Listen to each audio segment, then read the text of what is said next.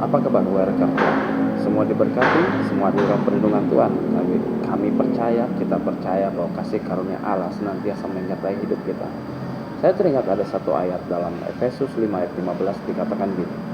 Karena itu, perhatikanlah dengan seksama bagaimana kamu hidup. Janganlah seperti orang bebal, tapi seperti orang arif. Dikatakan gini, perhatikan dengan seksama bagaimana kamu hidup. Perhatikan dengan betul-betul, cermati baik-baik secara detail bagaimana kamu hidup, bagaimana cara hidup kita, bagaimana cara kita menghidupi diri kita, dan bagaimana cara kita bergerak dalam hidup kita. Karena ini yang menentukan. Paling tidak ada 3 hal yang menjadi poin bagaimana kita harus memperhatikan dengan sesama bagaimana hidup kita, bagaimana cara hidup kita. Yang pertama, cara hidup membuat orang mengerti, mengenal bagaimana pribadi kita.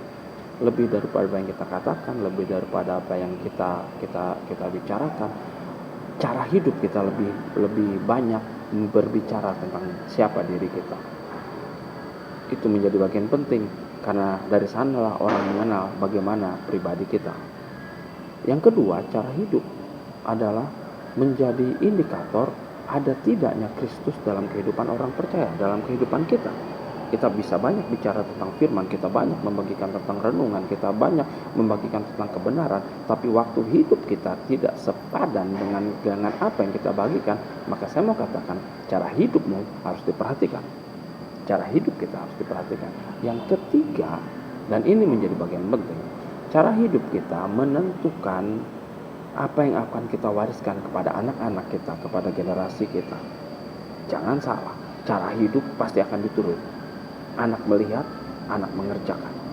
Nah, itu yang harus kita tahu, bahwa cara hidup kita lah yang akan menentukan apa yang kita wariskan kepada generasi di bawah kita. Mari perhatikan cara hidup kita. Mari perhatikan dan cermati dengan seksama.